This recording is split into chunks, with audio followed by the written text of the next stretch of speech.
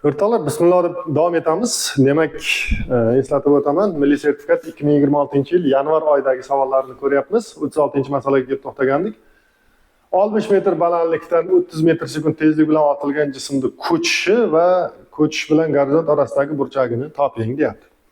Oson narsa. Birinchi mana o'sha gorizontal ko'chishni topganman. Mana gorizontal ko'chish qancha bo'lishini S = V0 ko'paygan ilzosli 2h taqsim J degan o'z formulasi bor. Standart formula hisoblanadi. Hamma bilsa kerak.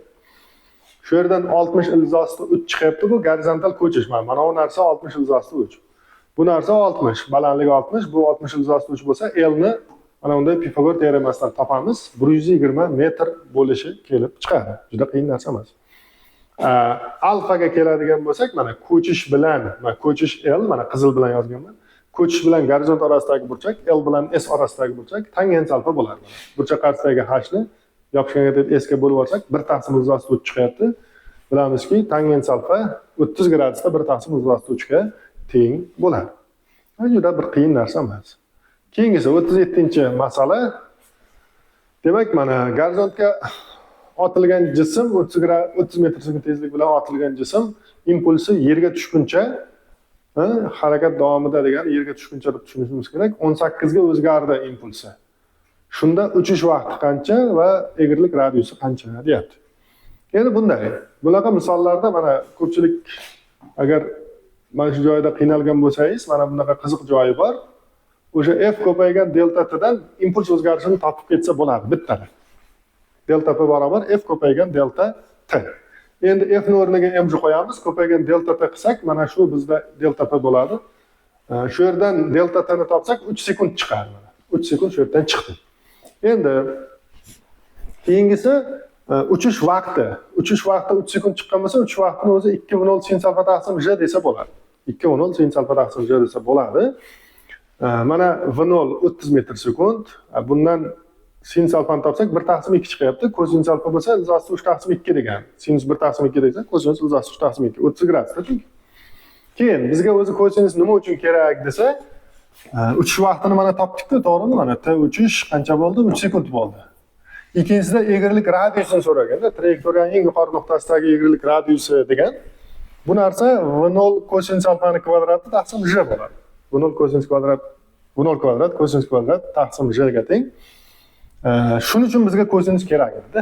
O'sha ilzosli 3 taqsim 2 ni kvadratga oshirib, sekin-sekin o'rniga qo'ysa, 67,5 degan narsa kelib chiqadi.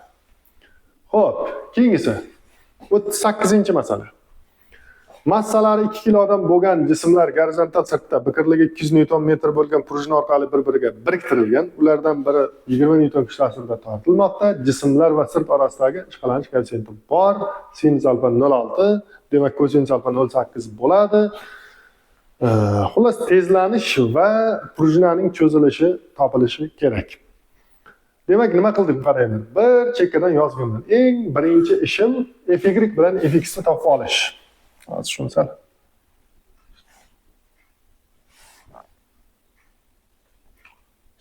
kattaroq juda maydalik qilmasa. Xo'p, birinchi qilgan ishim qaranglar mana. Fy bu f sinus alfa, sinus 0,6 bo'lsa, f 20 bo'lsa, ko'paytirsa 12 newton bo'ladi. Fy bu f kuchining vertikal tashkil etuvchisi.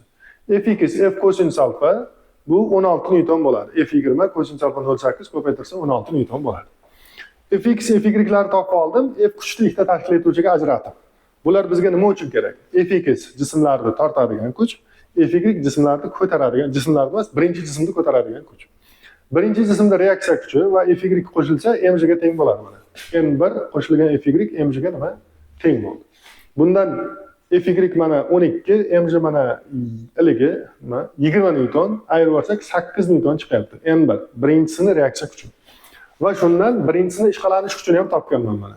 Mu n, n 8 bo'lsa, mu 0,5 bo'lsa, 4 newton bo'ladi. Nima bu? Ishqalanish kuchi. Endi ikkinchisiga o'tamiz. Ikkinchisida unaqa tepaga ko'taradigan kuch yo'q, shuning uchun reaksiya kuchi to'g'ridan-to'g'ri mj ga teng. Mana reaksiya kuchi mj ga teng, ya'ni 20 newton.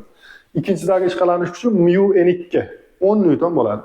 O'sha n ligi n2 20 bo'lsa, mu 0,5 bo'lsa, 10 newton. Demak, nima bu? Ikkinchisidagi ishqalanish kuchi, sirpanish ishqalanish kuchi.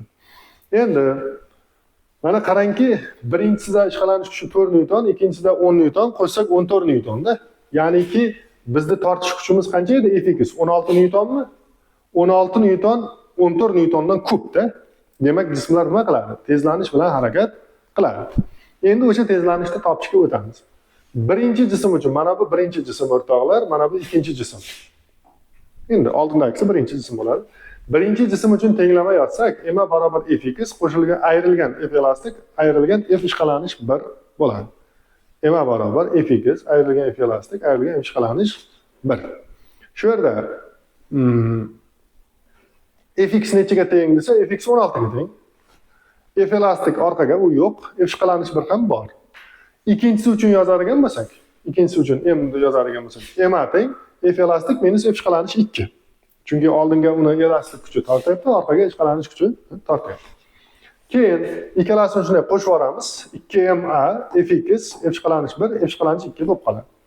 Shulardan a ni topadigan bo'lsak, yarim metr taqsim sekund kvadrat chiqqan mana. 16 ayrilgan 4 ayrilgan 10 bo'lingan 4 bo'lgan, shundan yarim metr sekund kvadrat javob chiqdi. Bu birinchi masala. Ikkinchi savolda nimani so'ragan? Prujna qanchaga cho'ziladi deb so'ragan. Men bu yerdan osongina topishingiz mumkin. O'sha f ishqalanish 2 ni bu yoqqa plus qilib o'tkazsangiz, f elastik barobar nima bo'lib qoladi? F elastik o'zi k delta L ga teng, undan tashqari m qo'shilgan f ishqalanish 2 bo'lib qoladi. M qancha mana? 2 massa a 0.5. 2 kare 0.5 1. F ishqalanish 2 qancha edi? 10 newton edi. O'sha 1 ga 10 ni qo'shsak 11 newton nimani beradi? Elastiklik kuchini beradi. Biqirlikni 200 deb bergan, 11 ni 200 ga bo'lib olsak, delta L barobar 5,5 cm degan javob kelib chiqadi. Mana shunaqa narsa. Juda bir qiyin narsa emas, menimcha shuni olish mumkin. Xo'p, 39-savol. 39-savol demak ancha oson ekan, mana o'sha haligi issiqlik dvigatelining foydali koeffitsient haqidagi savol tushgan. T1 minus T2 taqsim T1 ni formuladan ettani topib, foydali koeffitsiyentni topasiz. 0.8 chiqadi. Endi bu albatta qism ko'rinishida, javobga foiz ko'rinishidagi 80% deb yozishingiz kerak, chunki foizda so'ragan. 0.8 deb yozib qo'ysangiz xato bo'ladi. Keyin foydali koeffitsiyentni a taqsim q1 degan formulasi ham bor. A taqsim q1 degan formulasi ham bor. O'shani q1 ni bu yoqqa ko'payish qilib o'tkazib, a ni topib olsangiz 2000 newton degan javob chiqadi. Endi bizga bir sikldagi ish 2000 newton bo'lib chiqyapti-da. Bir siklda 2000 newton ish 2000 joule uzr. Bir siklda 2000 joule ish bajarilsa, 4 siklda 4 ta shunaqa 2000 dan 8000 joule ish bajariladi. Ya'ni qancha? 8 kilojoule ish bajariladi. Mana shu. Javobimiz 8 bo'ladi. Shu yerga ham e'tibor qilinglar. 8000 deb yozib qo'ysangiz, bu ham yana xato bo'lib qoladi. Xo'p, keyingisi demak 40-masala, diametri 4 mm bo'lgan tomizgichda hajmi 66 cm3 bo'lgan spirt bor. P ni 3 deb oling, bitta tomchining massasini va tomchilar sonini toping degan. Bu yerda M0 bitta tomchining massasi F taranglik kuchi taqsim J bo'ladi. Taranglik kuchi 2πr sigmaga teng. Bu narsa mavzularda ko'rsatilgan. Shuni J ga bo'lib olib, sekin hisoblasa, P ni o'rniga 3 qo'yib, sigma ni o'rniga 22 qo'yib hisoblasa, 26,4 milligram chiqar ekan. 26,4 deb yozish kerak. Mana bu sirt taranglik koeffitsiyentlarini qayerdan olamiz desa, o'sha imtihonda sizga jadval beriladi. Jadvalda qarasangiz, spirt uchun o'sha sirt taranglik koeffitsiyentini ham topsa bo'ladi. Masalani shartida berilmagan har qanday doimiy son jadvalda bo'lishi kerak. Shu narsaga e'tibor qiling. Keyingisi tomchilar soni, mana bitta tomchining massasi M0 bo'lsa, n ta tomchining massasi m bo'ladi-da, endi bu proporsiya bu. Shu proporsiyadan n ni topadigan bo'lsak, m taqsim m0 bo'ladi. M bu yerda jami massa, m0 bittasini massasi. M ni rov deyishimiz mumkin. O'sha 66 cm3 ko'paygan o'sha zichlikda mana 66 cm3 hajm ko'paygan zichlik. Zichligini 0.8 deb bergan, jadvalda 0.8 ekan. Keyin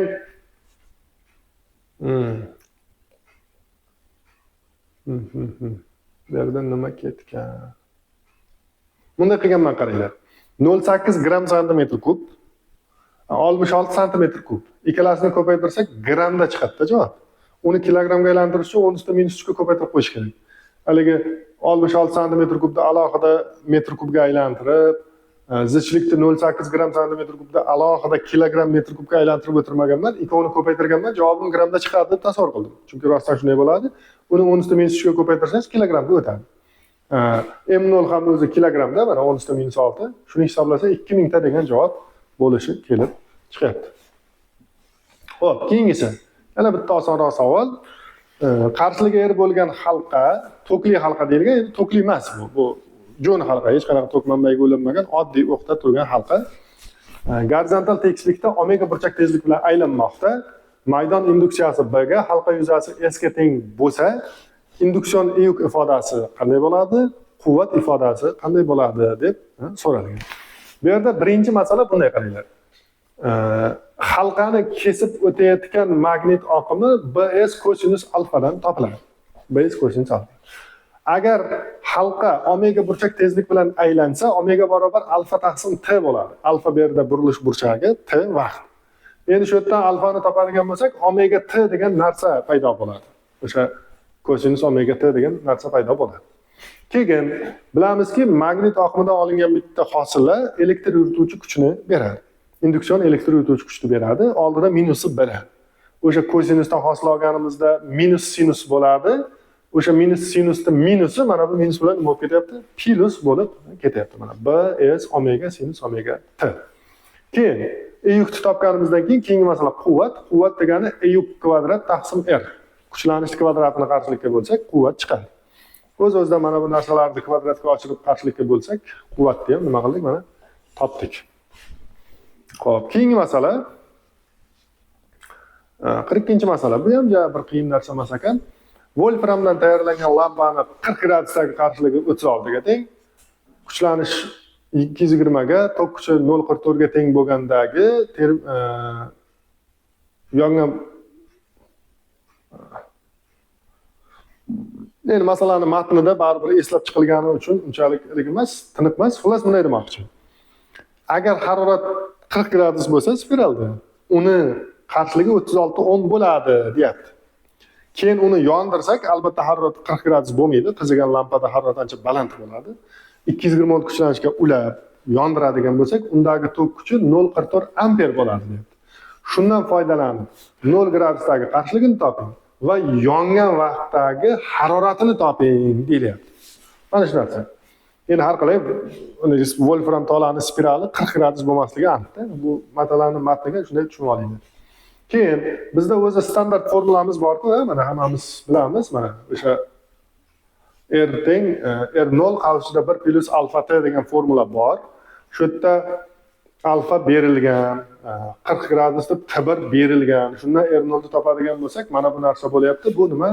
30 ohm. Mana 30 ohm qarshilik shu yerdan chiqdi. Keyingi masala R2. R2 nimaga teng bo'ladi desa, o'sha 220 volt taqsim 0,44 amperga teng bo'ladi. 220 ni 0,44 ga bo'lsak, bu nimaga 50 taqsim 3. Men o'sha qisqartirib yuboribman. Mana bu 244, mana bu 220 ni nollari 30 ni 0 bilan ketgan. 22 ni 0,44 ga bo'lsa 50 bo'ladi. 3 pastga tushgan mana. 50 taqsim 3 o'sha pastga tushdi. Keyin mana bu 1 plus 1005 T2 qoldi. O'sha R0 ni topdik-ku bu yerda 30 da. Men R0 o'rniga 30 qo'yganman-da shunda. Shu yerdan T2 ni topsak o'rtoqlar, T2 ni topsak 47 taqsim 3 ko'paygan 1005 bo'lyapti yoki 9400 taqsim 3 bo'lyapti. Mana shu joyda e'tibor qilinglar, ko'pchilik buni nima 3143 mi shunaqa bir narsa deb yozishgan. 3133 mi shunaqa bir narsa deb yozishgan, lekin men o'zimdagi shaxsiy maslahatim 9400 taqsim 3 deb yozganingiz ma'qul. Chunki ba'zida masala taqribiy ketib qolganda mana shu joyda xatolik deb hisoblanishi ham mumkin. Endi hozir men aniq bir narsa demoqchi emasman, lekin ba'zida shunaqasi ham bo'lib qoladi.